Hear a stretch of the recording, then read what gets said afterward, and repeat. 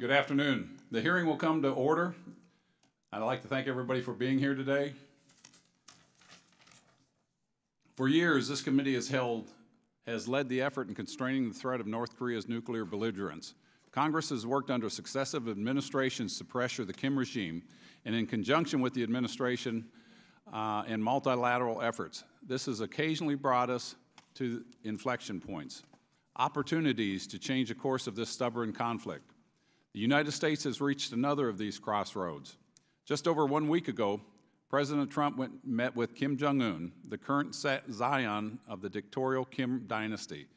The word historic has been endlessly used to describe the meeting, and that much is true. The two countries have never conducted direct leader-level talks before, and regardless of how these talks resolve, we can all be grateful that we're further from conflict than we were at the end of last year, and I would guess 2 months ago.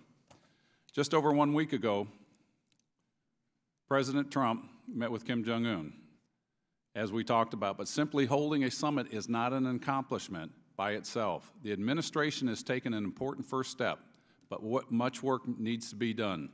The joint statement that emerged from Singapore contains few specifics about how these talks will advance our ultimate goal: the complete, verifiable, and irreversible denuclearization of North Korea. The statement, as our witnesses will testify, is generally similar to many statements North Korea has agreed to in the past, while making no good faith efforts towards ever giving up its nuclear weapons. While North Korea agreed to nothing new, the United States took the unprecedented step to indefinitely suspending our joint military exercise with our ally of the Republic of Korea. There's been widespread disappointment, regardless of party or affiliation, that the United States would make these concessions when North Korea's only track record is for cheating and double dealing. Importantly, nothing would make China and Russia happier than for the United States to voluntarily scale back our strategic capabilities in Northeast Asia.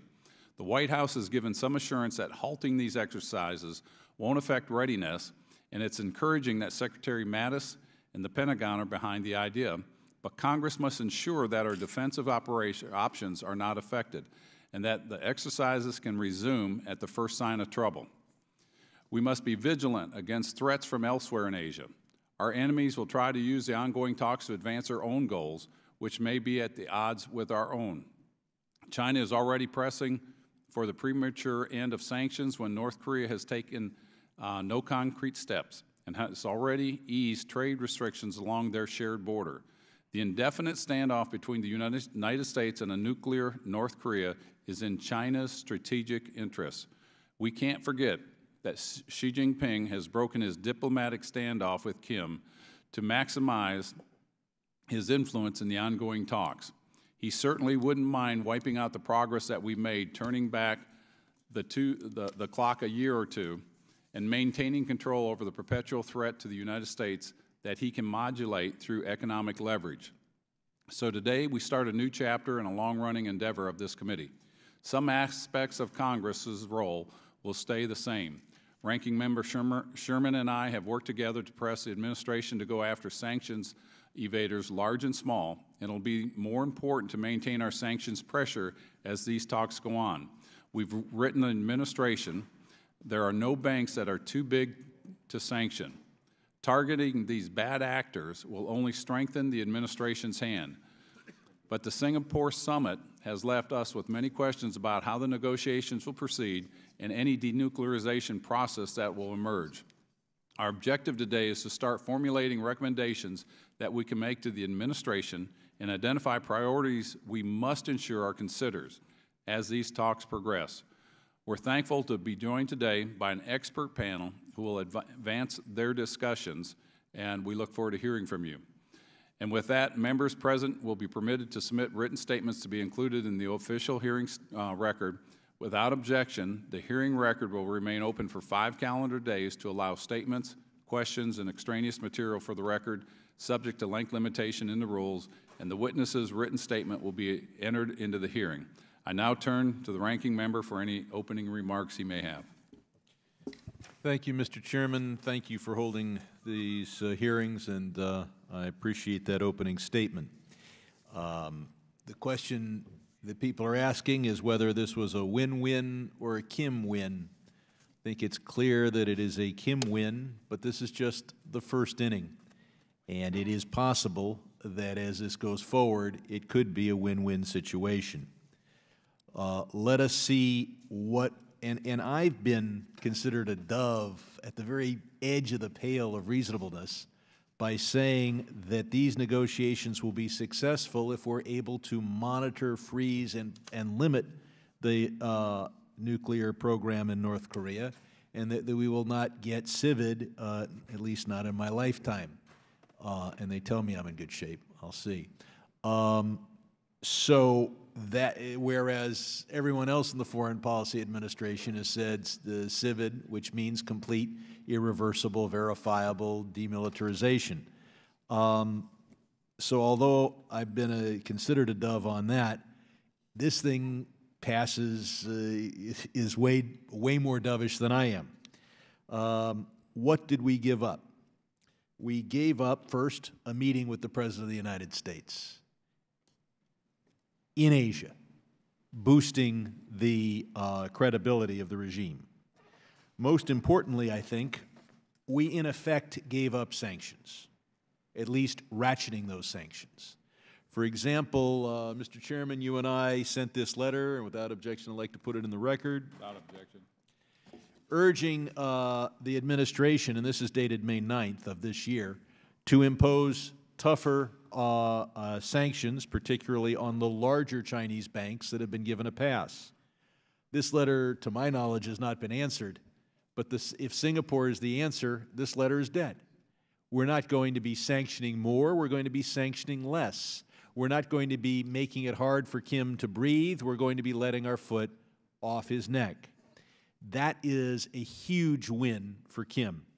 And then finally, and for reasons I do not understand, our President has branded the exercises, military exercises, as provocative and as war games, and has suspended them, at least the big ones planned in August. If training isn't important to the military, then perhaps the Armed Services Committee has it wrong, and we can save many tens of billions of dollars by not doing training and not doing exercises. That is absurd. While I'm talking about exercises, what we need is exercises involving Japan, the United States, and South Korea. And we have to tell our allies to, quote, get over it. The Japanese can't say that they can be the third largest economy and yet will never do anything to protect South Korea.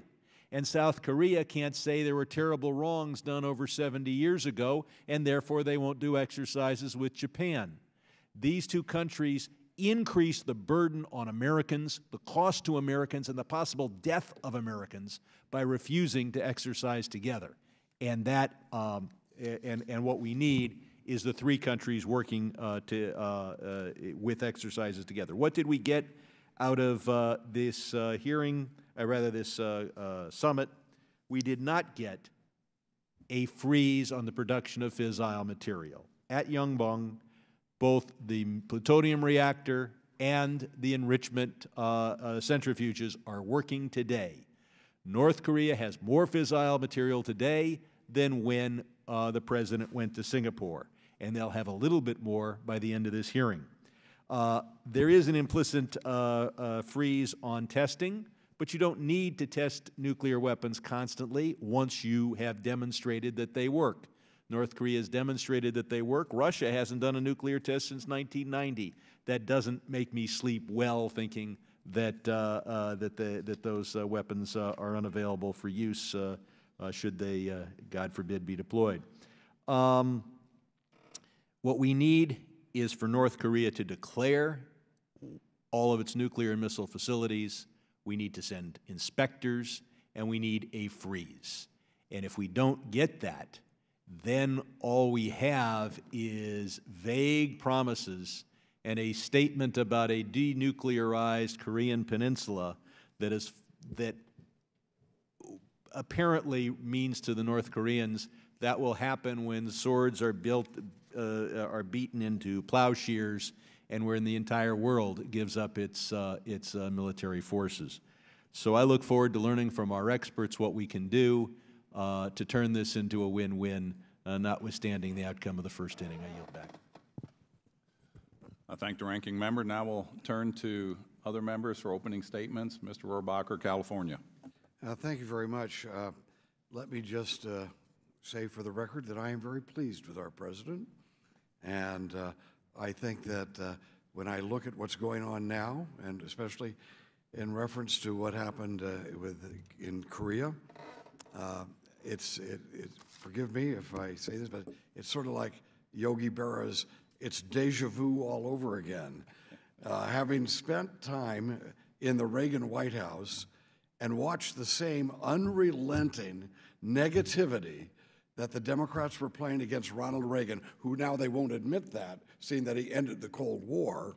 But at that time, they did everything they could to cast aspersions and weaken America's position in dealing with a Soviet government, which at that time was our primary enemy in the world. In fact, Ted Kennedy, when Reagan was up for re-election, even went to Russia, the Soviet Union, and met with Andropov, who was the worst of all of their leaders and during the Cold War, and tried to find and to work with him, how can we prevent Ronald Reagan from being reelected?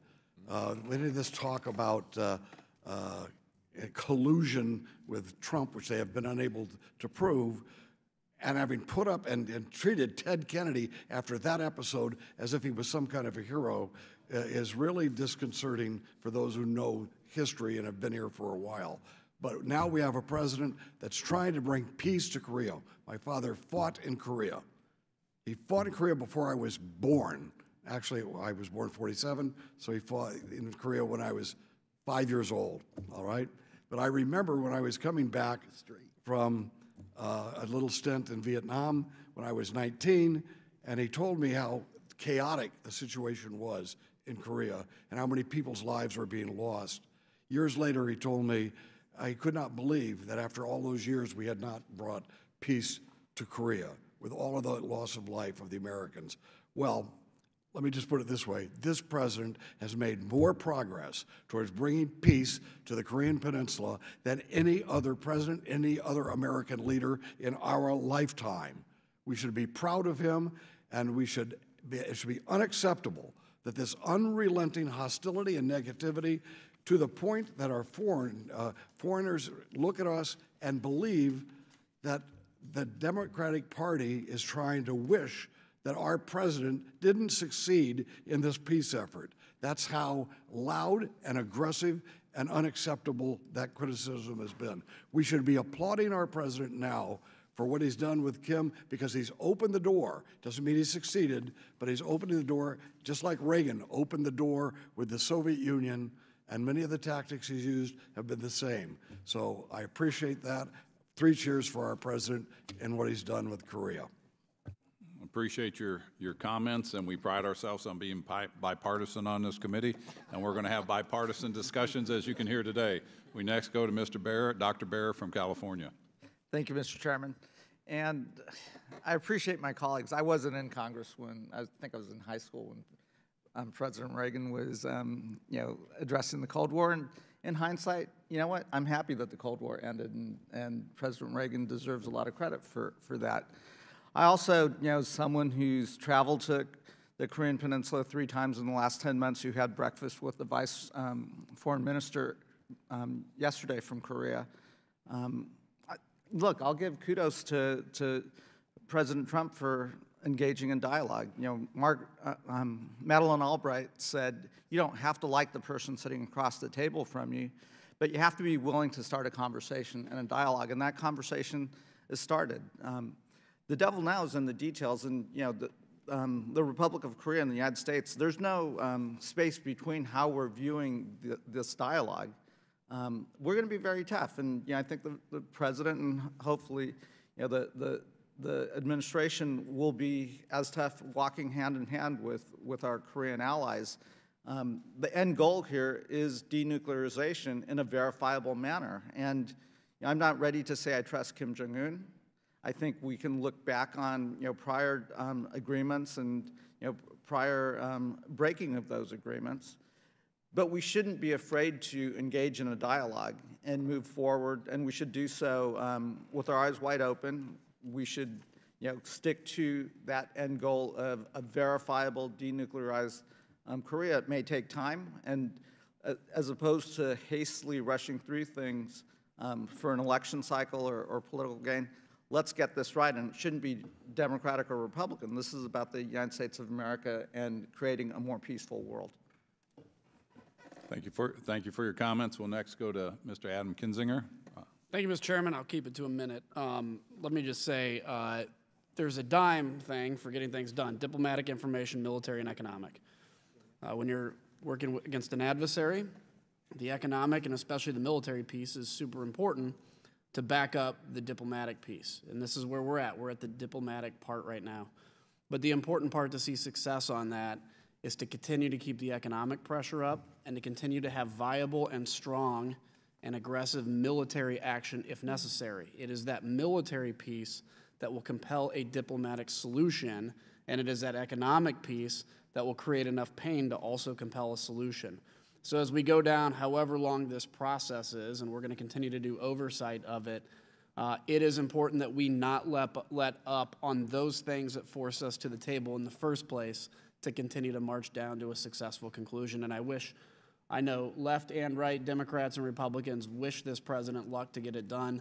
We certainly hope so, and I yield back. Thank you for your comments. Next, we'll go to Mr. Jerry Connolly from Virginia. Thank you, Mr. Chairman, and welcome to our panel.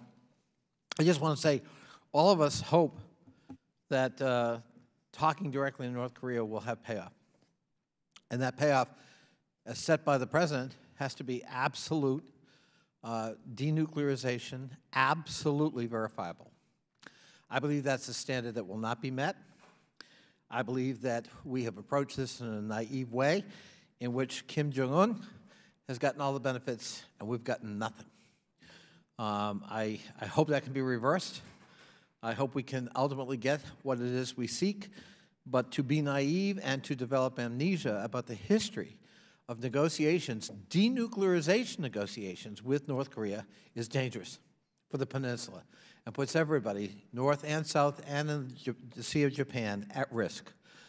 So the stakes are very high here, and the expectations have been set by the president in ripping up the Iran nuclear agreement, which wasn't good enough even though it was working. Well, we don't have anything working with respect to North Korea other than a handshake and a photo op. I hope to see and expect much more. I yield back. Thank you. Next, we'll go to Ann Wagner from Missouri. Thank you, Mr. Chairman. Pardon me. I appreciate this hearing on the Trump-Kim summit, and I want to thank our witnesses for being here today. I was in the Korean Peninsula last August in kind of the height of North Korea's belligerence, and I met with South Korean President Moon Jae-in, and we discussed our shared hope for a peaceful resolution to last summer's ballistic missile tests. We have made tremendous progress since then, trading in threats for talks, and I believe there is real and genuine hope that we can move towards denuclearization. I understand full well the history of the 1994 agreed framework, the six-party talks, and the Leap Day agreement. So, of course, the U.S. cannot grant concessions without tangible steps towards denuclearization and threat reduction. But negotiations with the Kim regime are a serious opportunity to reduce the risk of war in the Asia-Pacific, and I look forward to tangible outcomes as the two parties continue negotiations. I yield back. Thank you for your comments, and here we are. We're getting ready to have you guys. Welcome to the Trump-Kim Summit, Outcomes and Oversight. Okay, and before we get into that, Mr. Shabbatz has a comment he wants to make. I'll be very brief. I wasn't going to talk, but then I think I better. For the last year and a half, many of the president's critics literally were warning that he was going to trigger World War III with respect to some of the aggressiveness towards North Korea. he substantially ratcheted up the sanctions against North Korea along with the United States Congress, and it actually worked to a considerable degree. We're not there yet, but I think it's heading in the right direction. President Trump warned that unlike previous U.S. administrations, both Democrat and Republican, North Korea would abandon its nuclear weapons. Again, we haven't seen it actually happen yet, but I hope and pray that we're on our way, because I think we all do want to avoid war if at all possible. So my advice to the President would be to keep the ratcheted up sanctions in place. The nuclear weapons and his program has to go first before any of the sanctions are relieved. But we shouldn't trust this government, North Korea, as far as we can throw them, as far as I'm concerned. They think nothing of starving and torturing and killing their own people and throwing them into gulags and just essentially forgetting about them. So if you're going to do that to your own people, lying and cheating with an adversary, the United States and our allies in this case, they won't think twice about that. So we need to be very wary. That being said, I give President Trump great credit for surprising a lot of people who thought he was going to take us into war and may actually end up in peace for the region and the world, and that's what we hope happens. I yield back. No, and I appreciate those comments. And, you know, like I said, this is the Trump-Kim summit, the outcomes, oversight. And as we were talking about earlier, so many of the things that you guys tell us goes into written form, whether it's resolutions or letters to the president or to Treasury or to the State Department. And so I look forward to having your input, because we know what hasn't worked in the past. And so I think it's time for outside of the box, and this is pretty much outside of the box thinking and techniques. And, you know, people aren't familiar with that or used to that or comfortable with that. We know, like I said, in the past what didn't work, and we had career diplomats negotiating, and here we are with the threat of a nuclear war on that peninsula, further than we have ever been. So we're thankful today to be joined by Mr. Bruce Klinger, who's been in front of this committee often, who is the Senior Research Fellow for the Northeast Asia at the Heritage Foundation Asia Studies Center. Prior to working at the Heritage Foundation, Mr. Klinger served 20 years in the CIA and the Defense Intelligence Agency. Thank you for being here. Dr. Mark Green, who is the Senior Vice President and Japan Chair at the Center for Strategic International Studies and Director of Asian Studies at the Edmund Walsh School of Foreign Service at Georgetown University. Previously, he has also served on the staff of the National Security Council. Thank you for being here. And Mr. Abraham Denmark, who is the Director of the Asia Program at the Woodrow Wilson International Center for Scholars. Prior to joining the Wilson Center, Mr. Denmark served as Deputy Assistant Secretary of Defense for East Asia and has held several positions in the U.S. intelligence community. And more importantly, another person here is Mrs. Denmark, your mother, who's going to be watching you, so we're expecting big things out of you. Thank you, ma'am, for being here. And with that, you guys have been here enough. You know how the timer works. You know how the lights work. Press your button so we can hear you. And Mr. Klinger, go ahead. Thank you. Thank you, Mr. Chairman, Ranking Member Sherman, and distinguished members of the panel. It's truly an honor to be asked to appear before you again on such an important issue of national security. The U.S.-North Korea summit was historic and the first step of what would be a long process to cut the Gordian knot of regime security threats to the United States and its allies. Hopefully this time is different, but it is a well-trod path that has previously led to disappointment. The summit was heavy on pomp and circumstance, but light on substance. There was nothing new in the Singapore communique, as you pointed out. Each of the four major components was in previous accords with North Korea and were stronger or more encompassing in the previous iterations. Most notably, the North Korean pledge to work toward complete denuclearization of the Korean Peninsula is weaker than the September 2005 six-party talks joint statement. And despite pre-summit statements by the administration that North Korea was moving toward accepting the UN-required concept of CVID, there was no evidence of that in the communique. The joint statement did not include any reference to missiles, BCW, verification, or human rights, all topics that the administration stated would be discussed during the summit.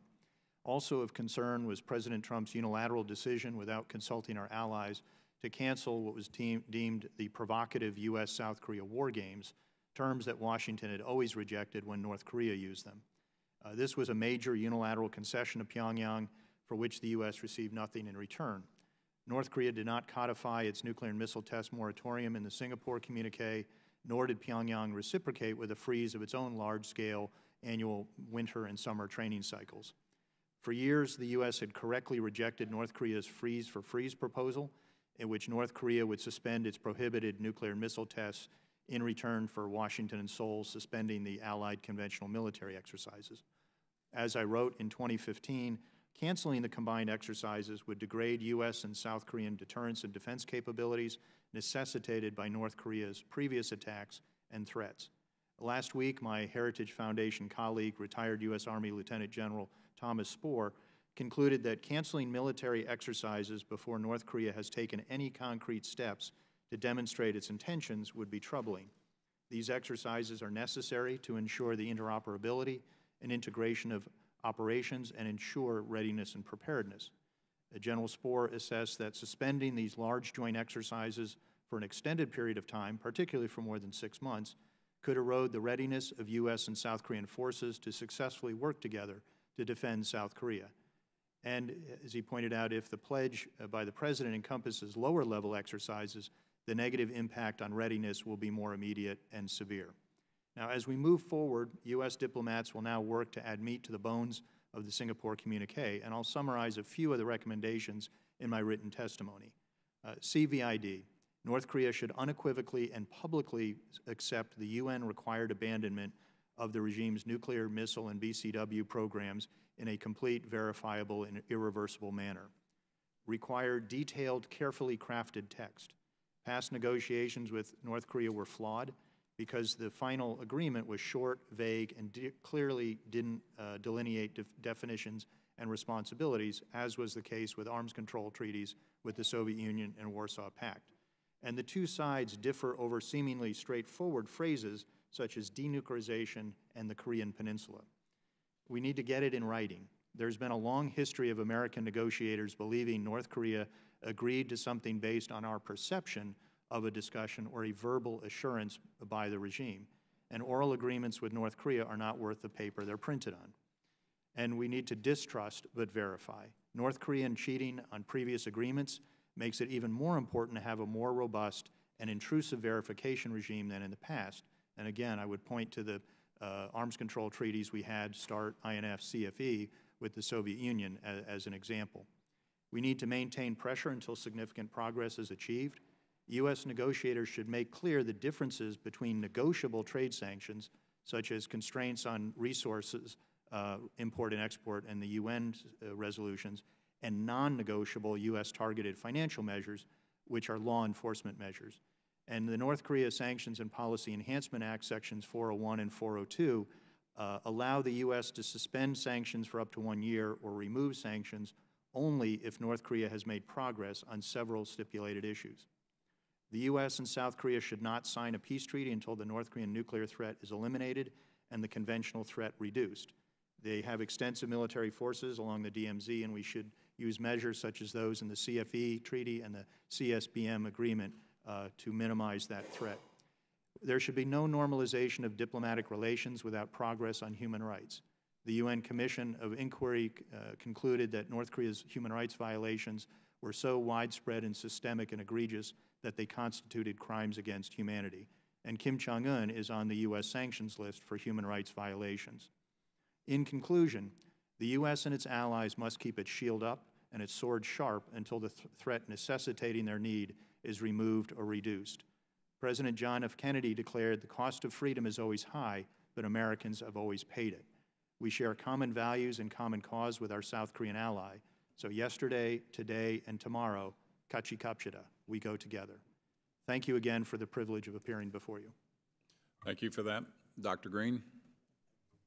Chairman Yoho, Ranking Member Sherman, and members of the committee, thank you for inviting me back this time to talk about the outcomes of the June 12th summit. I hope I can add some clarity on what was achieved, what we failed to achieve, and what we may have unleashed in terms of broader geopolitics in Asia with this summit.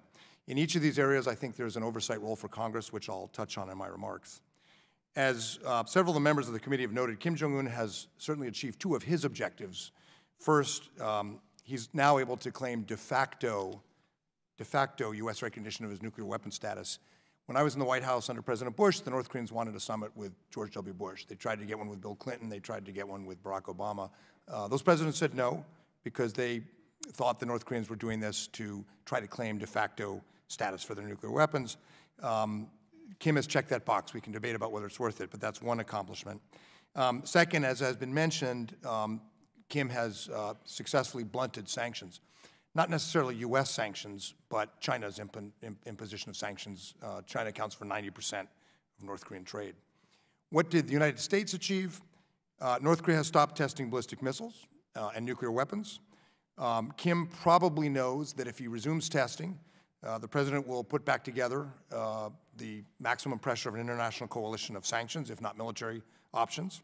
But we should also acknowledge that North Korea has violated every freeze in the past and could do so again at any time. And as others have mentioned on the committee, a freeze in testing is not a freeze in production and development of weapons and fissile material. The language, as my colleague pointed out in the June 12th summit, falls far short of previous agreements.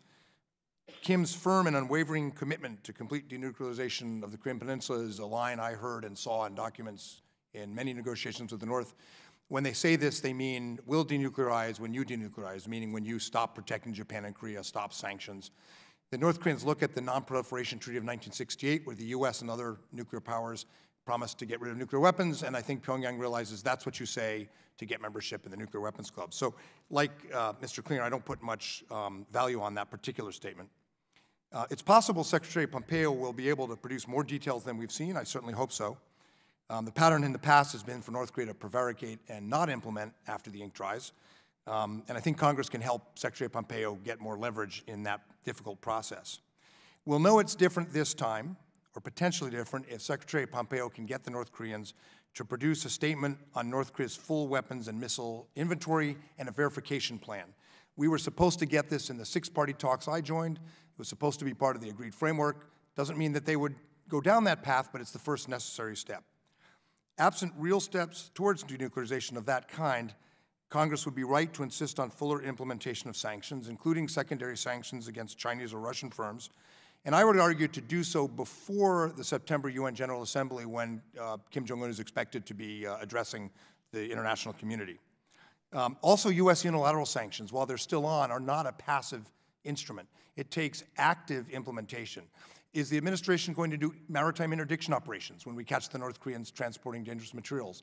Will they be imposing sanctions when they catch new banks? I think Congress has an important role in pushing the administration not only to maintain sanctions, but to actively implement them. A second area requiring greater congressional oversight is management of our alliances. All of us who work on Asia were confused or disturbed by the President's abrupt cancellation of U.S. joint military exercises. This was not a unilateral decision. If you're in Japan or Korea or Australia, this was a bilateral decision between North Korea and the U.S., proposed by China and Russia with no consultation with our closest allies, compounded by the President's statement that someday he'd like to get out of Korea altogether. I think most veterans of North Korea diplomacy, Republican or Democrats, would say they hope the President succeeds. We should give Secretary Pompeo the leverage he needs, but it probably won't work. What we do know for sure is we're going to need our alliances. We'll especially need them if North Korea continues developing dangerous weapons. We're also going to need our alliances because we're playing two games of chess in Asia right now. We're not just playing this game of chess with North Korea. We're playing a much more consequential long-term game with China about who's going to dominate the rules and security in this region. On that chessboard, we make a mistake sending signals of lack of resolve or potential retreat on alliances. And I think the administration would be appreciative, perhaps, of Congress asking how this negotiation is going to advance the strategy that the President's own national security strategy and the national defense strategy articulate, that we're in a competitive game with China. How will our diplomacy with North Korea, how will our coordination with our allies help us in that other chess game, which is no less important to our security than what the President's trying to do with North Korea? Thank you, and I look forward to your questions. Thank you for your comments. Mr. Denmark. Chairman Yoho, Ranking Member Sherman, members of the committee, it's an honor to be invited to give testimony today to review last week's remarkable summit between President Trump and Kim Jong-un. Before I begin, I would just like to emphasize that the views expressed in this testimony are mine alone and not those of the Wilson Center or of the U.S. government. I'm a strong supporter of diplomacy with North Korea. I work this challenge every day during my most recent appointment at the Department of Defense, and I'm deeply familiar with the risk associated with the military conflict with North Korea. Still, we should remember that diplomacy is a tactic, not a strategy, and certainly not an objective. While the diplomatic process that has begun may yield results eventually, the unfortunate fact is that the United States got a bad deal in Singapore. First, I'd like to summarize what happened. The most geopolitically significant outcome of the summit was to set the U.S.-DPRK relationship. Excuse me, Mr. Chairman, could we ask Mr. Denmark to pull that mic closer closer to him? It's a little hard to hear you. I apologize, sir. Thank you. Not a problem. Thank you. The most geopolitically significant outcome of the summit was to set the U.S.-DPRK relationship onto a diplomatic track. Additionally, the President suspended major U.S.-ROK joint military exercises.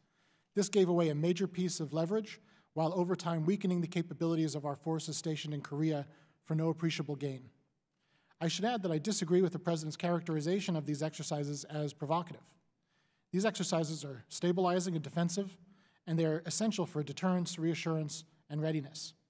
This is not to say that military exercises are sacrosanct. Adjusting exercises should be part of a negotiation. In any case, suspending exercises does not require the President denigrating their utility. There's also a lot that didn't happen in Singapore. Most importantly, North Korea made no new commitments towards denuclearization. North Korea remains free to manufacture more nuclear weapons, ballistic missiles, and other weapons of mass destruction. There's no deadline for them to eliminate their illegal capabilities or even to freeze their continued production. Further, as you can see in the chart I appended to my testimony, North Korea's denuclearization commitment made last week was the least specific commitment it has ever made. Moreover, the joint statement from Singapore made no mention of verification. Considering North Korea's repeated history of violating past agreements, there is little reason to trust them this time. I would point to 4 significant implications of the Singapore summit. 1, despite the President's claims, North Korea remains a significant threat to the United States and our allies in East Asia. North Korea has the same ability today to attack our allies and possibly the United States as it had before the President met Kim.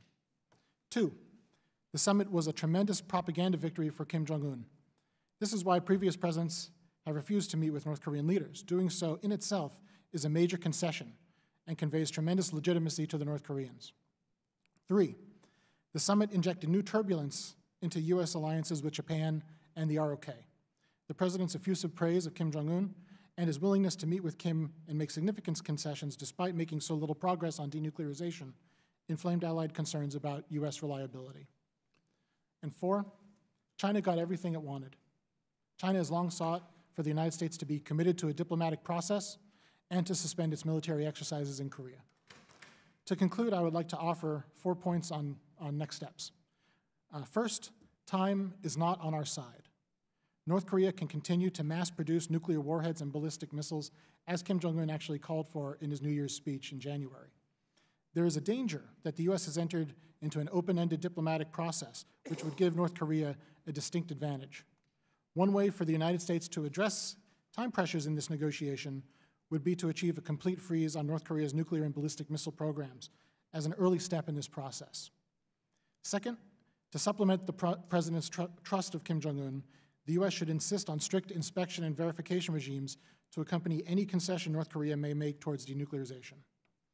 Third, the United States should prepare for increased friction with China over maintaining pressure on North Korea. I expect China will soften its enforcement of sanctions on North Korea, and the United States should expect to be prepared to hold China accountable, even to the point of enacting secondary sanctions on Chinese entities that continue to do business with North Korea. And fourth, considering the continued threat posed by North Korea, the United States should ensure that its military forces and alliances in the region remain ready and robust. Any strategy towards North Korea is far stronger if the full weight of the United States and our allies can be brought to bear. Further, the people of the U.S. military deserve the resources needed to do their job effectively and the ability to exercise as needed. Readiness saves lives and ensures that our military remains the most awesome, feared fighting force in the history of the world. Going forward, we must remain clear-eyed about who we are dealing with.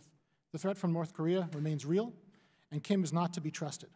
A credible, high-quality deal will be very difficult to achieve and even more difficult to implement and verify. After the pageantry of Singapore, the difficult work of diplomacy and denuclearization still lies ahead. Thank you, and I look forward to your questions. Thanks, everyone, for your testimony, and look forward to getting into the questions. You know, you brought up Mr. Denmark, you brought up a very good point. It's a tremendous propaganda win for Mr. Kim, and I think most of the world sees that, and I think a lot of people here feel that too.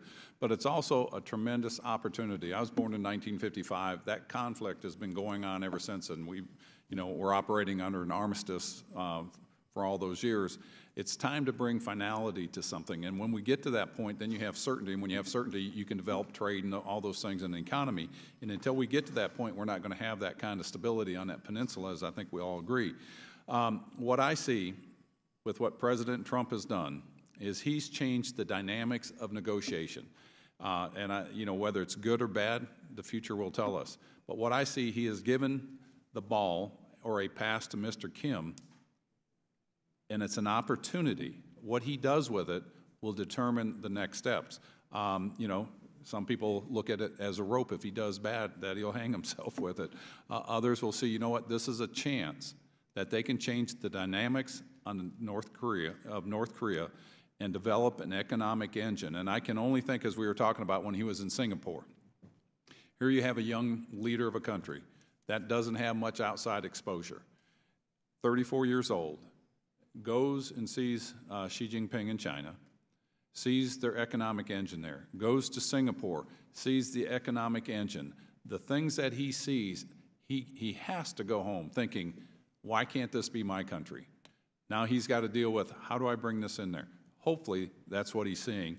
And I think with the president allowing him, and I don't want to use the word legitimacy, but allowing him to move into the negotiations, I think this is, as we've said multiple times, historic. Where it goes from here will be based on the next steps, and it's going to be a step-by-step process. And I think you've all brought up a very good point that we have to make sure that the sanctions stay ratcheted up. And so I think along those lines, as we start negotiation, what I see as one of the most important things is the definitions of denuclearization. What's that mean to the North, and what's that mean to the peninsula and the rest of the world?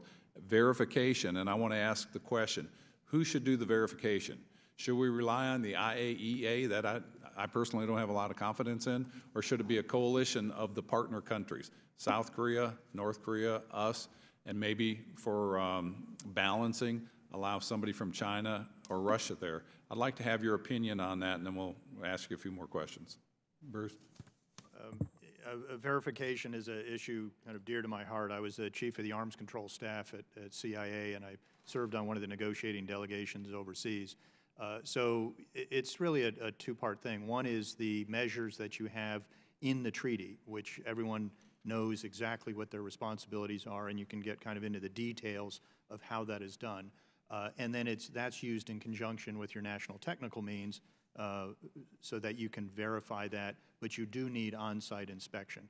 So with the inspectors, whether it's IAEA or a coalition or whether we call it other things, I think what you'll need to do is have on any team sort of at least one American and one Chinese representative, because the Americans are going to want to have eyes on where we see if something is a violation or not. And if we call it a violation, China would likely disagree, so you probably need them there on the same team. Right. Now, things when you get to actual fissile material and actually nuclear weapons, you would probably want to restrain that to sort of the 5 members of the P5 who have nuclear weapons. So if you're getting into that level of radioactive and nuclear weapons, I think you keep it to a very select few countries. Okay. But the U.S. wouldn't have enough inspectors to man kind of all of the inspection teams, so you would need other countries. But I think we'd have to have U.S. representation on every team. All right, let me go down to Dr. Green. We, in the 6-party talks, did considerable work on this with other nuclear weapon states, principally Britain and France, but also Russia, which was helpful at the time, and to a lesser extent, China, which has very limited experience in arms control. The work's been done on what this should look like, and the State Department and the CIA and others would have it. As Bruce points out, the IAEA has a role in safeguards in places like Yongbyon, but nuclear weapons they don't do, so that would require some combination of the permanent 5, and most likely the U.S. and Russia, Britain and France would be at the core, but as Bruce points out, China has a major equity and although they have less experience, should probably be there. Stanford University did a study that suggested even under a permissive environment, in the very unlikely event that Kim Jong-un really wants to denuclearize, this is a 10 to 15-year process. And even then, the scientists and engineers have all that information in their heads, and what do you do with them? So the reality is there is no end date for CVID. It's a constant ongoing process. The other problem is precisely because it has to be in iterations, the North Koreans and China will use that to try to get rewards for small increments and to hold up progress. So one of the tough challenges for the Secretary of State is what's an early harvest that shows us seriousness? I think a declaration is one of them. Getting out fissile material weapons might be next. All right, Mr. Denmark, 20 seconds. Yeah, I don't have much to add. I thought the answers were very good. I agree that the IAEA has an important role to play, but there's a difference between inspection, verification, and actually pulling the weapons out. That the P5 is going to have an important role to play. The different countries have various levels of capability. I'm especially concerned about China's ability to actually handle those responsibly. But overall, I think it's important to make sure that any verification regime is robust. As Dr. Green said, this is going to require very intense, very intrusive inspections. That's difficult for any country to really accept, and for a country as self-isolated as North Korea, it's very difficult to see. And it's going to be an extremely long process. There's really no such thing as a quick denuclearization. Right. Thank you. We'll next turn to the ranking member, Mr. Sherman, California. Thank you. One bit of disagreement with Mr. Green, Dr. Green. It may take 10, 15 years to root out every piece of the North Korea nuclear program. But if they stop the centrifuges, dismantle them, ship fissile material, that is something Iran did in 90 days and could have done quicker, and that would make us all sleep a little better. I do have a comment or two about Mr. Rohrabacher's opening statement. First is I believe it's President Eisenhower who's the president who did the most to bring peace to the Korean Peninsula. And second, I want President Trump to succeed. And beyond that, I have defined success with a lower, more achievable standard, not only than any Democrat in the room, but any Republican in the room. Although we haven't heard from the gentlelady from Hawaii yet. But in a much more achievable, lower standard for success than anyone else I know actively involved in foreign policy. But as Mr. Green points out, just doing a meeting, that's not an achievement, that's a concession. The last 4 or 5 presidents were all begged by North Korea to do this meeting. They all decided it was a concession they were unwilling to make. I want to focus a bit, because we have a Japan expert with us here. Dr. Green, it is very anomalous that you have in Japan the 3rd largest economy in the world, who as of now is doing nothing with its own military forces, or preparing to do nothing with its military forces, to defend its own backyard. Now, the Japanese Constitution talks about this or that, but the UN, the mission to defend North Korea is a United Nations mission. And many countries believe that meeting their UN obligations is something they're legally able to do. What do we do to have the Japanese military be willing and prepared to be part of the effort to defend South Korea? And I realize that not all the problems are in Tokyo. No, they're enough. Yeah. First of all, I think you put that very well. North Korea could, in a month, in a week, ship out centrifuges, fissile material, nuclear weapons, and in a month or two, ship out all of it. The full CVID is what's going to take 10 to 15 years. So I think I agree with you, actually. I think that's an important point for the record. You know, under Prime Minister Abe, Japan has revised the interpretation of the Constitution to allow, for the first time in the post-war period, Japanese forces to plan jointly with the U.S. to move and operate together. And that's a significant move. He's increased the defense budget a little bit. Japan should spend more. He's moving, he said he's going to buy new weapon systems that Japan's never had. But how do we get those joint trilateral exercises? So that's a problem. The Japanese Defense Forces are keener to exercise with Korea. The Korean Defense Forces are keen to exercise with Japan because they recognize what you said. If we're not working together, it's dangerous for all of us. It's the political level that's the problem. Right now, is it politically dangerous for a South Korean president to say, hey, we're going to have joint trilateral exercises? Would that have been dangerous before Singapore, or is it dangerous after Singapore? Politically dangerous? I don't think it is. I mean, it's not easy, but I don't think it's difficult. And frankly, if we pushed... And how difficult would it be for Abe to... Oh, Abe would do it. The problem is the South Korean side, as Bruce and Abe know well, the South Korean side is not satisfied with the agreement that Prime Minister Abe made with the previous president about historical issues like the comfort women. And that's a political and social and other problem. But in terms of the militaries, Japanese and Korean, realize they have to work together jointly. And, you know, in my view, the administration should be pushing harder on this. The exercises we do with the South Koreans are suspended. South Korean military is going to go ahead with another exercise to defend the small island of Tokto against the Japanese. That's the wrong enemy. What? It's the wrong enemy. Yeah. So I'm glad you flagged it in your opening comments. I think it should be a priority. I think that the Japanese and Korean military experts, diplomats who think about the North Korean problem recognize it. It's the politicians who have to be pushed to increase the collaboration between the two. Thank you. Next, we'll go to Dana Rohrabacher from California. A couple of thoughts. I'm sorry I would disagree with my colleague and the witness as well. You both seem to be underestimating the antagonism of the Korean people to the Japanese.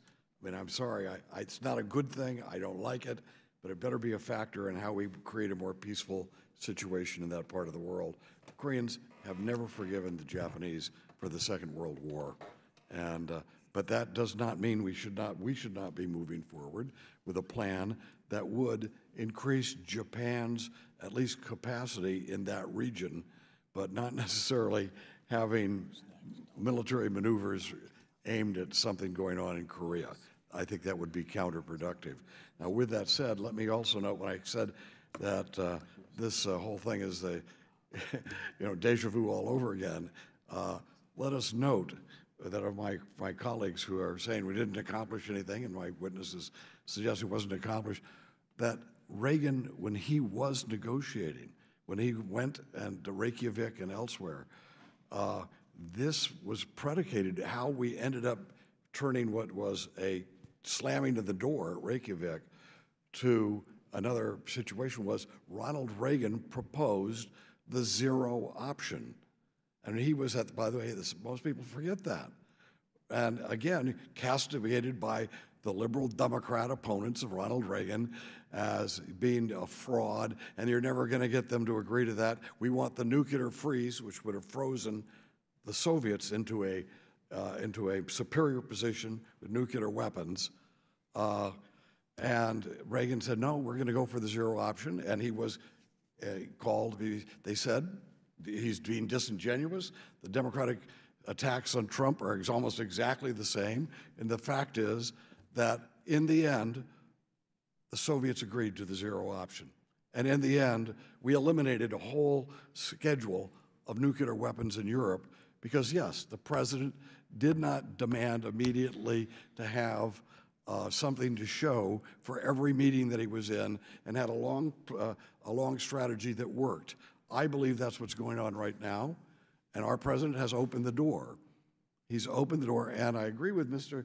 Kissinger, I should say, not Kissinger, Kissinger, who pointed out maintaining a strong military possibility, and that's why I was talking about Japan, and helping them build forces there, was an important component about bringing together the end of the Cold War, and would be important here as well. In the Cold War, while Ronald Reagan had his hand out, he also was supporting Mujahideen guerrillas in Afghanistan, Contras in Nicaragua, various elements in Eastern Europe who we were supporting undercover, like Lewensa and others. And so My colleague's exactly right. It needs to be a tool-fisted thing, but I have no reason, I do not believe there is any reason for us to suspect that this president, I mean, we keep treating him as if he doesn't know what he's doing. He understands the basics. And there's a fellow who wrote a book in my district called No Profit Without Risk. His name is Bob Mayer. Bob Mayer is a very successful businessman. Our president is a very successful businessman. He realizes there will be no progress without some risk. But you should not castigate this president and undermine his position as actually possibly having a rational approach rather than just dismissing him as, oh, this is just so risky, we shouldn't be doing this. I think he's putting us in a position like Reagan did when he said the zero option, not nuclear freeze, to actually put us in a position to end the conflict on the Korean Peninsula. And the goal isn't just taking nuclear weapons out of the hands of North Korea. The goal is to unify Korea in the end under a somewhat democratic country. And one last note, and I want your comments on this. Sorry I'm taking up all this time, but the fact is that this Kim is different than his father and his father's father. And when you say that, as my colleague just said, when he went to Singapore, maybe he saw the potential of the West. This man, this young leader, Kim, he was educated in Switzerland at an elite and prestigious school. He knows so much more than what his father and his father's father knew, that perhaps these things that we're talking about make sense, that you're dealing with a rational person rather than a rabid Marxist dog like his dad and his grandfather. So I'm sorry, I've used up my time, but could I have a minute to comment on? Feel free to disagree. Real briefly, if you can comment. I think in many ways, Kim Jong-un is different from his predecessors, but in many ways he is similar. It perhaps is a more effective implementation of a three-generation game plan by the North Koreans. North Korea has had a two-page playbook of alternating threats, attacks with charm offensives, although with North Korea it tends to be more offensive than charming. With Kim Jong-un, he, for 6 years, only did the first page of his father's playbook, and he did it on steroids with an accelerated test schedule. And since January, he's switched to the second page and also done that sort of on steroids, where he's now have the revolving door of summits. So, you know, the whiplash effect is strong in going from one extreme to the other. But I think it's still trying to implement the objectives of his father and his grandfather of being accepted as a nuclear state, of reducing the pressure and isolation on North Korea, getting economic benefits, but on North Korean terms. They want to get the economic benefits, but they don't want to open their country to what they see as the contagion of outside influence. Okay, thank you. We're going to go on just out of respect for the other members. Mr. Connolly from Virginia. Thank you, Mr. Chairman, and let me thank you for putting together an intellectually honest panel. I've gone to way too many committee hearings in this committee over the years where we have a skewed panel. Even the title of the hearing predetermines the outcome of the hearing. We try to be fair and balanced. Well, you've been more than that. And no, seriously, I really thank you, because I think we're having an intellectually honest conversation about something that's terribly important. My friend from California, I think, does not accurately recall history, even though he worked for Ronald Reagan. My recollection of the Reykjavik summit was that when Ronald Reagan said, why don't we just get rid of all nuclear weapons, it was the neocons in his own administration who were shocked and distressed, not liberal Democrats. Secondly, I must remind my friend from California, I sat here for 8 long years, and I don't remember my friends on the other side of the aisle giving the very kind of consideration he now asks of this president to President Obama. And what's sauce for the goose is sauce for the gander. So we Democrats reserve our right, the right you exercised for 8 years, to criticize this president, and we're going to do it carefully, but with some zeal. Let me summarize, if I may, what I've heard from all three of our witnesses. We have a history of violations by the North. Don't get too excited about anything they sign on to. Added to the fact that this joint statement after this so-called summit actually lacked specificity, and I think it was you, Mr. Klinger, who said, or maybe you, Dr. Green, it actually is less meat on the table in this statement than in some of the previous ones. We still have a huge human rights problem. Again, I was listening to my friend from California. You'd never guess he had his uncle executed in a horrifying way. You'd never guess he still presides over gulags of tens of thousands of North Koreans. You'd never guess that he had his stepbrother assassinated, killed at a modern airport in Asia, but okay.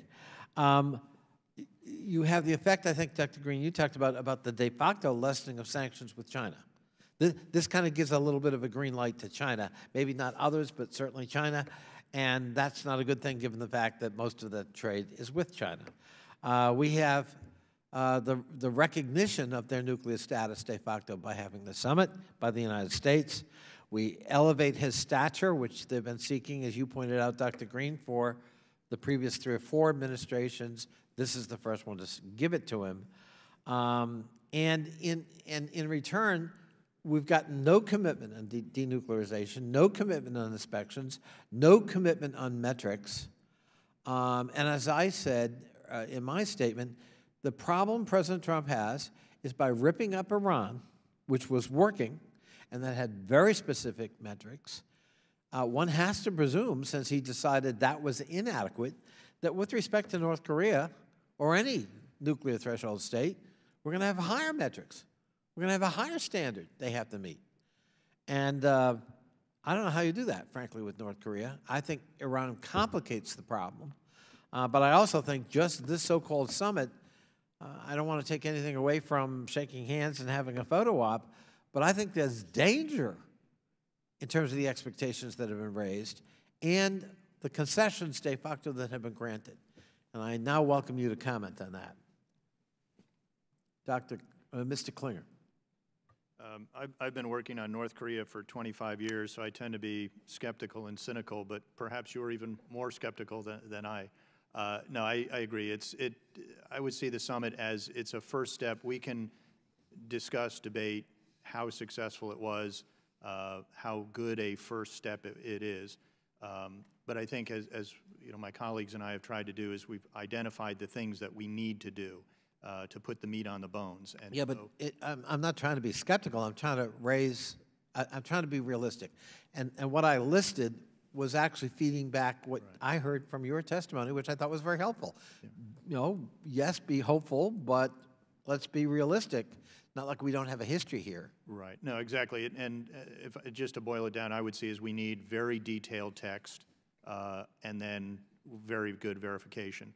You know, not only do they have a different definition of denuclearization, but when they define the Korean Peninsula, it's anything that influences the peninsula, including our bombers in Guam and our submarines and our aircraft carriers. So we need to get the terms straight, and we need to look at sort of the arms control treaties we had to be very, very specific, a very detailed contract with someone who's cheated us many times in the past. If the chair would allow the other 2 witnesses to answer, and then I yield back my time.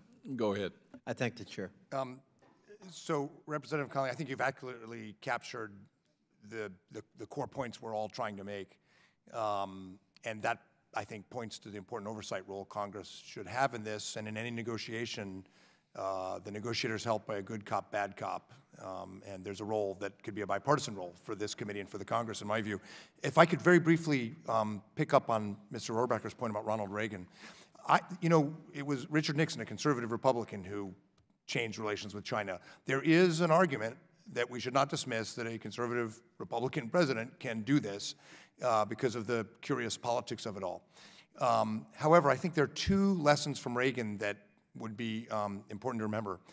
You know, Ronald Reagan went to Reykjavik having presented an absolutely unwavering commitment to human rights and democratic values, and a clear and unchanged, unrivaled, frankly, commitment to our allies. When the Soviets deployed SS-20s in Europe and NATO, he went right back, toe-to-toe, with tactical nuclear weapons. If we look for the opportunity for a Republican president to do something like this with North Korea, it is absolutely essential for President Trump to remember what Ronald Reagan did. And what we've heard so far has not been a Reagan-like commitment to democratic values, to human rights, and to our allies, which is an essential backstop precisely because North Korea is targeting the U.S.-Korea alliance as the center of gravity they want to break, and China is targeting our alliances as a whole. And that's an important, the Reagan parallel could work, but I think those two caveats are absolutely essential to remember. Mr. Denmark, real quick. Yes, sir. I agree that you summarized the points that we've been making a great deal. And I think I agree that there's a tremendous role that the Congress has in terms of oversight.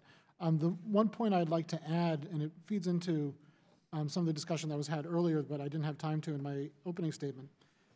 One of the key aspects of any negotiation is to know what the other guy on the other side of the table wants, what they're trying to get out of this negotiation.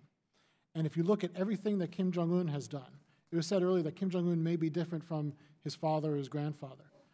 Since taking power, Kim Jong-un accelerated nuclear testing, accelerated ballistic missile testing.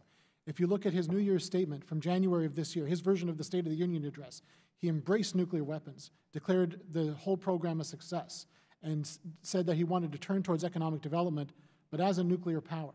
I've yet to see any indication that Kim Jong-un is looking at disarmament or denuclearization. My sense is that he believes he wants to be entering into arms control negotiations, the way that we were doing in Reykjavik, not denuclearization negotiations. And if you have a good sense of mind, I strongly recommend that you read the New Year's address. The translation's in English. It's very clear that he's looking to engage the world as a nuclear power. And until we have a good understanding of what he's actually trying to get out of it, these negotiations are going to be difficult to even move a bit forward because we have different objectives in mind. Thank you. Next, we'll go to Ambassador and Congressman Ann Wagner from Missouri. Thank you, Mr. Chairman. The U.S. faces two threats in Northeast Asia, North Korea and China. My father served in the Korean War also, and the stalemate in the region persists to this day. America's intervention in Korea in 1950 was a strategic success in preventing an important buffer region from becoming a zone of communist influence and strengthening the United States' hand in the, I think, broader Cold War. Cold War is over, but today the North still serves as a buffer state for China. Rapprochement between the U.S. and North Korea could possibly threaten China's influence over the Kim regime. Dr. Green, North Korea is useful to China because it distracts and challenges the U.S. and our South Korean alliance. At the same time, the Kim regime is vulnerable because of its strategic and economic dependency on China. China is North Korea's real long-term threat, not the United States. Do you believe China has an interest, Dr. Green, in our negotiations failing? You know, I think we don't get to read about the Chinese debate because they don't have an open, vibrant political system like we do. But I think in Beijing, they're as confounded by North Korea as we are in many respects. I think you accurately captured their strategic view, but there are huge debates within the leadership compound in Zhongnanhai, I'm sure. I think from China's perspective, the operative approach is not today.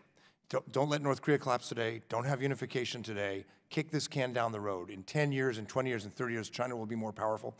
It'll have more control over North and South Korea. China will be in a position to affect unification of a peninsula with no American alliance. So China has every incentive to lower tensions, but also to just kick this can down the road. And that's our problem. And part of the solution is our alliances, because China assumes it will be more powerful and have more influence over South Korea as time passes. But if we are faithful to our allies, if we're strong on trilateral defense cooperation with Japan and Korea, if we don't say we want to get out of Korea, if we do all of those things, we signal to China that North Korea is making our alliances stronger. Thank you very much, Beijing. So if you are worried about that, you need to put more pressure on your friends in Pyongyang. The game of alliances and U.S. and China is an essential part of how we get purchase on the North Korea problem. How can the U.S. best manage China's interests as it negotiates with Kim? Because frankly, them kicking the can down the road is a negotiation failure at this point in time. Yes, in the sense that we won't get a result. It's a success for China, and interests converge with North Korea because it just sort of prevents the U.S. from taking action. Look, we had the six-party talks. They failed to get North Korea to denuclearize. I was involved in that at the time. One useful thing about it was it got China, Russia, Japan, Korea all around the table. They all have equities. Only China, North Korea, U.S., and South Korea would be in a peace negotiation to replace armistice. We will need a broader diplomatic framework that gets. I'm running out of time, Mr. Klingler.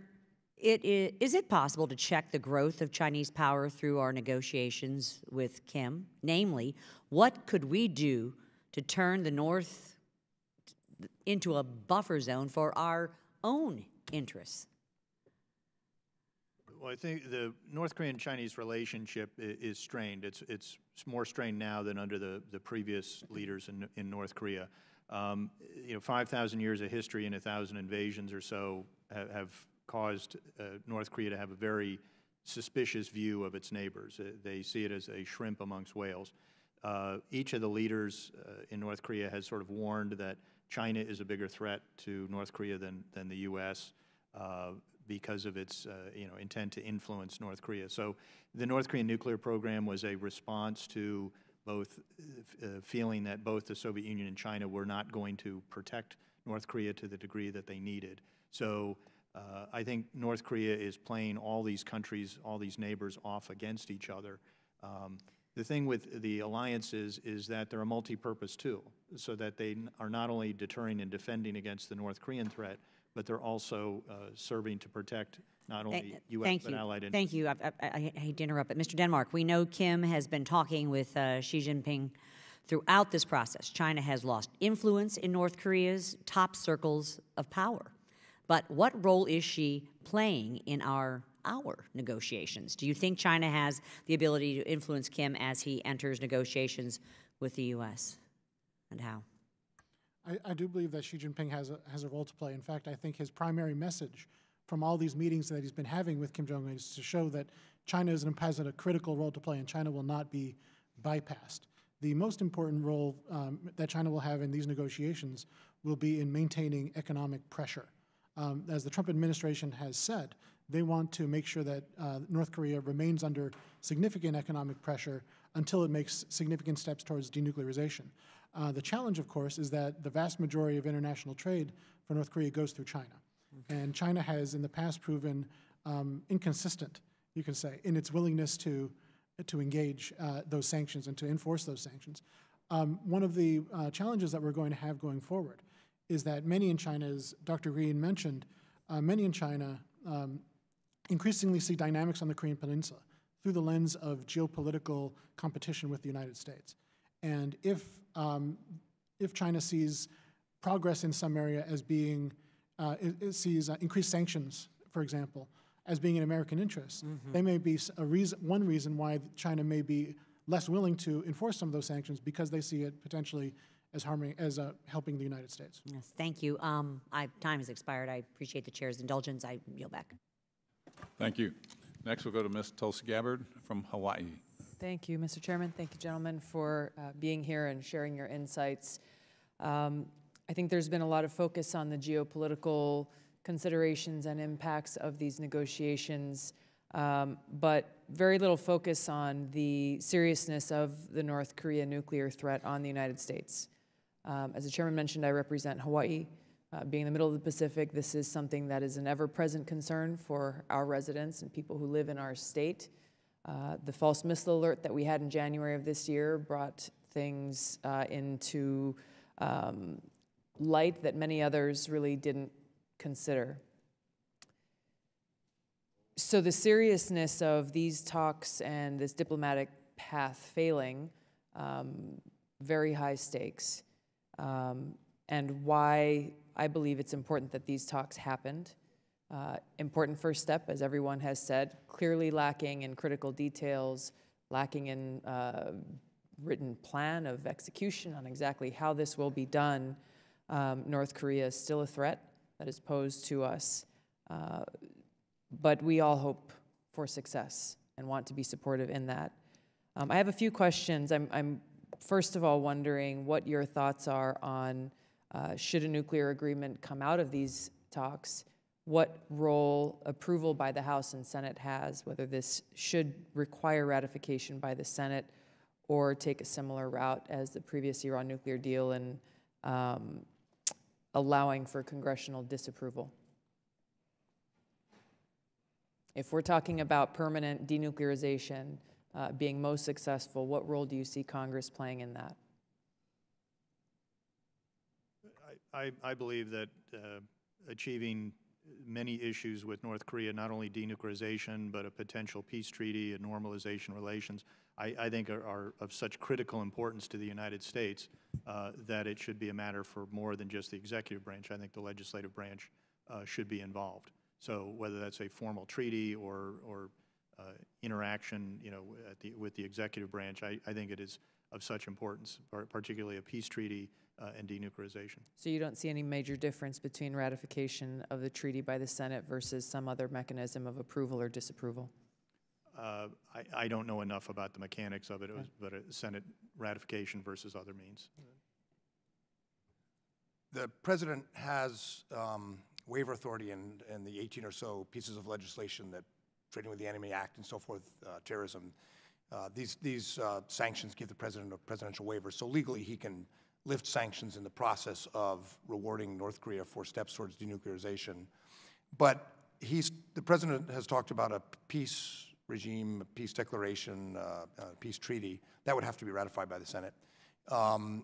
If the United States negotiates a normalization, that has to be ratified.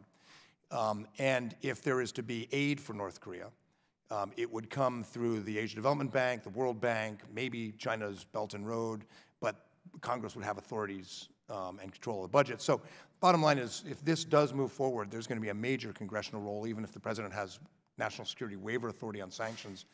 And one way to construct this would be like the Helsinki process in the Cold War with the Soviet Union, to have a broad framework where there are baskets such as economic development, human rights, conventional weapons and confidence building, nuclear weapons, and with the aim of ultimately moving towards peace treaty ratification, denuclearization, and begin building that process with Congress through hearings and so forth to anticipate what Congress would expect. I think maybe not in the next month or two, but early on in the process, that framework should be set up. Dr. Green, you mentioned earlier, I think, about how CVID is an ongoing process. It's not something that really has a hard finish. A lot has been taught. I think you all talked about the different types of verification measures that would be needed. Can you talk about the irreversible part of that acronym and how that can be executed, especially given your history in this? Well, we never got irreversible ever, not in the six-party talks. Is it possible? If the North Koreans turn over fissile material, nuclear weapons, that's irreversible in the sense that they can't use those anymore. But that doesn't stop them from continuing to spin centrifuges to make more uranium-based weapons if we don't know where all the facilities are. So the only way to get irreversible, really, aside from bits and pieces, is full inspections. And the North Koreans have not even let us look in the keyhole in the negotiations to date. The first step will be a declaration. How do you deal with the nuclear scientists that they have? Well, you know, Senators Nunn and Lugar had legislation to do this with the Soviets that was reasonable, appears to have been pretty effective. And I saw they both spoke recently and met with the president, I understand. So that might be a model, the Nunn-Lugar legislation, to employ scientists and engineers. And it's also one we suggested to the North Koreans in the six-party talks as a way to help compensate them, basically by hiring scientists and engineers for other projects. Thank you. Thank you, Mr. Chairman. Thank you. Next, we'll go to Ms. Dina Titus from Nevada. Well, thank you, Mr. Chairman, and thank all of you for your testimony. It's been most interesting. I share your skepticism about this so-called agreement and some of the vagueness of the terms. What's the time and what's the possible verification? What does denuclearization really mean? Also, President Trump's been getting a lot of credit for putting us in a better position with North Korea than we've been in for a while. But let us not forget that it was some of his saber rattling and his belligerent rhetoric that got us to the kind of a crisis situation, the fire and fury, as you recall. So I don't think we should give the arsonist too much credit for putting out the fire. You were talking earlier about some of the tactics of diplomacy, and I think language is a very big part of that, and the language that you use. Our president is not a master of the English language, much less any other one, and he doesn't stick to the script or read the teleprompter or take notes or believe in preparing. One of the uses of language I thought that might hinder this diplomatic effort is when he used the same language that South Korea and China used about the joint military exercises and called them provocative. That's what they've been saying they are. We've had other reasons for why those exercises took place, but now just kind of on the spur of the moment he canceled them because they are provocative. I wonder if moving forward in these diplomatic relations, we aren't making a mistake using the same language that our adversaries use as opposed to making our own case. Mr. Denmark, would you comment on that? As I said earlier, ma'am, my sense is that these exercises are not provocative. They're defensive, they're stabilizing, they're legal, which is why I've always opposed the so-called freeze-for-freeze proposal that the Chinese made. I'm trying to equate some degree of equality between these two. But I would think if you take a step back, referring to these exercises as provocative really has broader implications than just on the Korean Peninsula. It suggests that these exercises are done to provoke not just North Korea, but potentially the exercises that we have all around the world can now be pointed to by our adversaries as provocative. And so I think it has global implications in that way. But at the same time, my sense is that it raises the bar for if the president decides he wants to reinstate these exercises, wants to do any of these major exercises again in Korea, then it allows North Korea, it allows China to say, you said that these are provocative, you're only doing these to provoke us, it's not about readiness, it's not about deterrence, you said it's about provocation, and this is exactly what you're trying to do, provocative. So I think by using that language, I agree that language is absolutely important in diplomacy. My concern is that by using this language, it helps feed into the arguments that China and North Korea have been making for a long time. I agree. We've heard a lot about China, North Korea, Japan. There are other players in the area that are going to be affected by this that I think we need to take into account too. You saw Mongolia wanted to host the summit, Singapore, we need India. We need to look at other allies there as we move forward on this. Also, I would ask you, I'm inclined to think that North Korea is not going to give up their nuclear weapons because that's what got them to the table. That's what got the U.S. there, and now they want to play on that stage. At what point in these negotiations going forward do we shift our focus from denuclearization to nuclear control or arms control? Well, I think going along with the theme of words matter, North Korea defines denuclearization as global arms control, and as my colleagues have said, is as a self-professed member of the nuclear club, North Korea will say, "We'll go to zero when you go to zero." Right. So we need to move away from defining or allowing North Korea to define the denuclearization, which is a UN requirement, in the North Korean terms of arms control. So we need to keep focusing on what is required under numerous UN resolutions. I would not bet a lot of money that this is going to lead to CVID. If it goes well, then maybe in a year or two, this committee will be debating the deal we have. And the deal we have is probably going to be, if it's best case scenario in my view, North Korea freezes the Yongan plutonium facility, or North Korea agrees to turn over certain facilities. It's a piece of the program. And then the debate will be, how much do we lift sanctions? Do we normalize relations? Do we give them economic aid?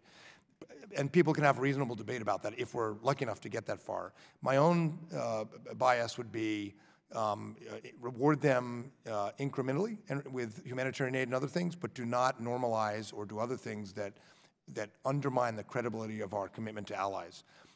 We should be always remembering, as I said, that there are two chess games going on. One's with North Korea, but the other with China. And our critical advantage in both, but especially the one with China, is our alliances. So let's not jeopardize our alliances for a partial deal. Let's pay something if we have to, but make sure that our alliances and our military readiness and deterrence are intact and, in fact, are getting stronger. I believe that the United States should not drop its commitment to denuclearization. That said, I do think that positive progress is positive progress. And if we are able to make a partial deal that improves stability, that reduces the risk of war, that would be worth some degree of concessions, although I agree with Dr. Green that it is not worth giving everything for a partial deal. My sense, as I said before, is that North Korea thinks they're in the mode of arms control negotiations, not denuclearization negotiations. And my fear for accepting a partial goal would that be the North Koreans would say, okay, we got what we wanted, we're going to stop here. So I think it's always important to keep things back that they need, that they want, in order to continue to have pressure to move forward on negotiations. But again, positive progress is positive progress. Thank you. Thank you, Mr. Chairman. Next, if you guys can tolerate it, we'll go back, not that it's bad, but a second round of questions, and I'm going to let the ranking member start because he's got to get to another meeting. First is and I'll pick up on the gentlelady from Hawaii's point, from a North Korean perspective, for them to settle for an agreement that is just with the executive branch would show that they're not paying attention. Gaddafi gave up his incipient nuclear program in return for an agreement with the executive branch. We all know that Kim Jong-un does not want to follow the Libya model. And Iran reached an agreement with only the executive branch, and then the next head of the executive branch abrogated it. That may not be as important to Iran because they want a relationship with Europe more than they want a relationship with the United States. But in North Korea's circumstance, it would deprive them of very much of what they're negotiating for. I'd also point out that if we release half the sanctions and we get half of what we need in terms of arms limitations, rollbacks, that's a much worse deal for us. Because if you give up half the sanctions, that's like you did have your foot on his neck, and now you lift it most of the way.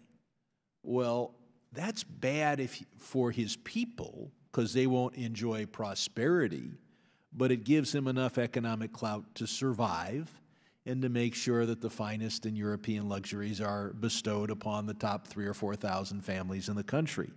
So he doesn't need all these sanctions released. He only needs half of those released to assure everything he cares about. I want to ask, and I don't know which of you is, in addition to being a foreign policy expert, a military and a strategic arms expert, but let's talk first about contesting. What do they need to test? Have they reached the point where they've tested a thermonuclear hydrogen bomb, or do they need to do more testing to feel that they are capable of creating that? Who has an answer? Mr. Denmark? So I can give my sense. Maybe Bruce has some thoughts as well. We've seen them conduct tests. We don't get perfect sense of what it is, but we saw it was a large device. Right. When it comes to testing, I think the key, though, is that we should not apply our standards of testing to North Korea. We have very high standards of testing for the reliability of our missiles, of everything. For North Korea, they just need to have the plausible capability. They don't need to test it. So have they reached that plausible capability with regard to thermonuclear weapons, even if they agree not to test nuclear weapons in the future? My judgment is that they're probably confident enough in order to be able to do it. Does do either of our other panelists disagree? I agree. The one technical hurdle they appear not to have crossed is the ability for their weapon to re-enter the atmosphere without burning up. Yeah, no, that's a delivery system. But now, I think on delivery systems, keep in mind, they can have a submarine and a small boat deliver one, not to Chicago, but to Los Angeles or Honolulu.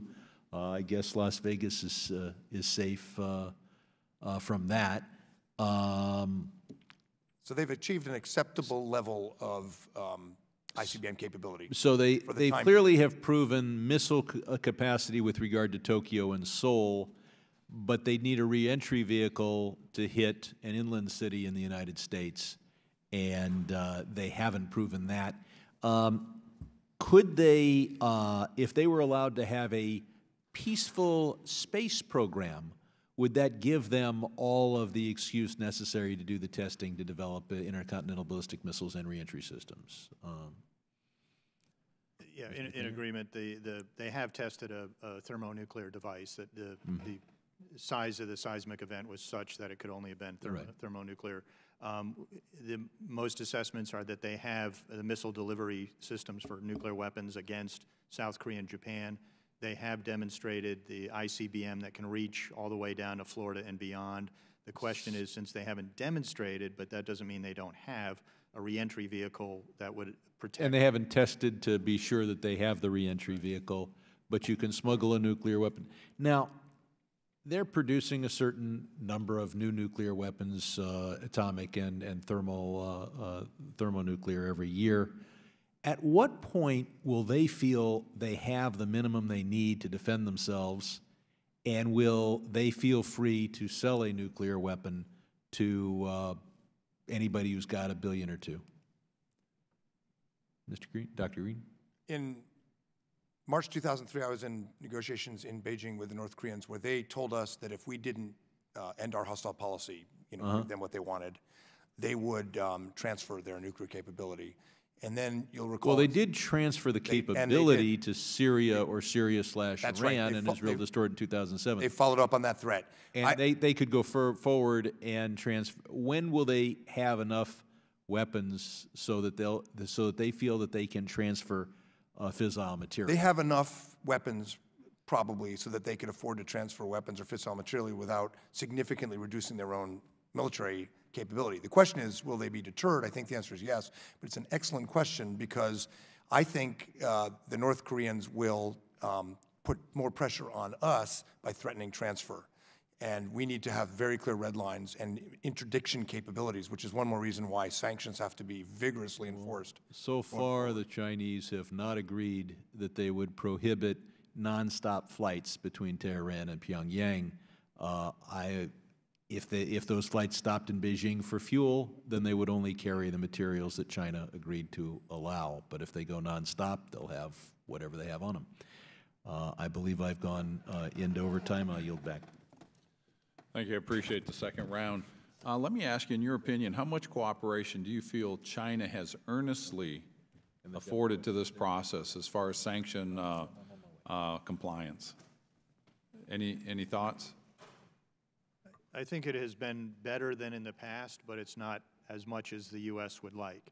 A lot of it, especially from the outside of government, it's hard to get information on how strictly they have implemented sanctions.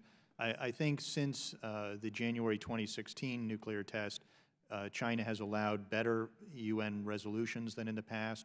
I think they have stepped up their sanctions enforcement as they periodically did in the past. It seems that this sanctions enforcement is, I think, stronger and longer than previous ones, but we also, at the same time, get conflicting reports about economic activity going on near the North Korean border, as we even get reports about economic activity being restricted. So I think does anybody else have a different opinion?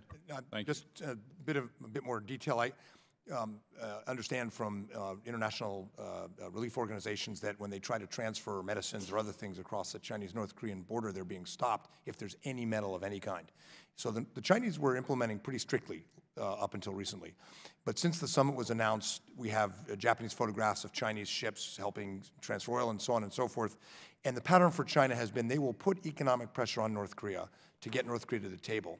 But as soon as there's a process, the Chinese back way off, and we can see that coming with the Xi-Kim dialogue going on right now. That's what we have to watch out for. Well, and that was one of my questions I wanted to ask you. Do you have any factual information that China relaxed the sanctions after the Kim-Xi meetings Ms. Denmark, you were going to say something too.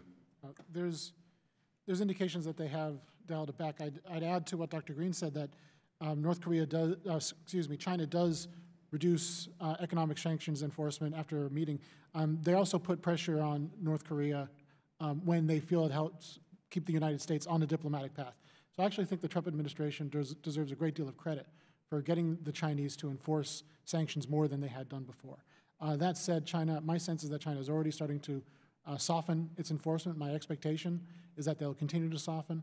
And my concern, of course, is that the era of maximum pressure is over.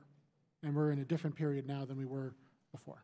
Yeah, and I have nightmares of snapback with the JCPOA, immediate snapback, which we knew was never going to happen. But I think this will be different. The thing that's scary, I guess I'm concerned about is North Korean vessels. Since the summit, we're seeing North Korean vessels transport coal and other minerals have been spotted at Chinese harbors.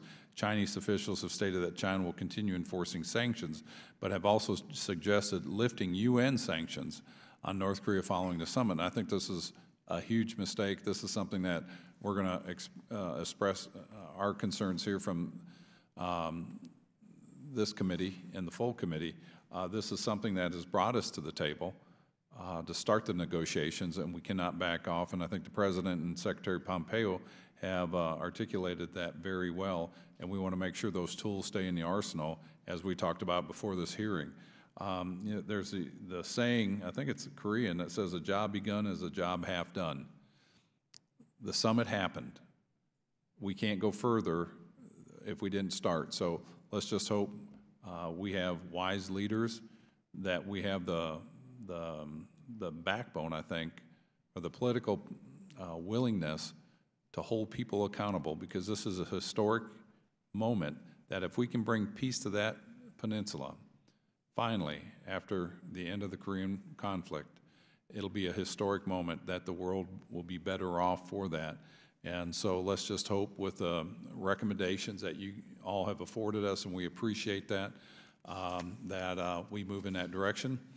With that, this hearing is concluded, and I appreciate your patience and everybody in the audience being here. Thank you.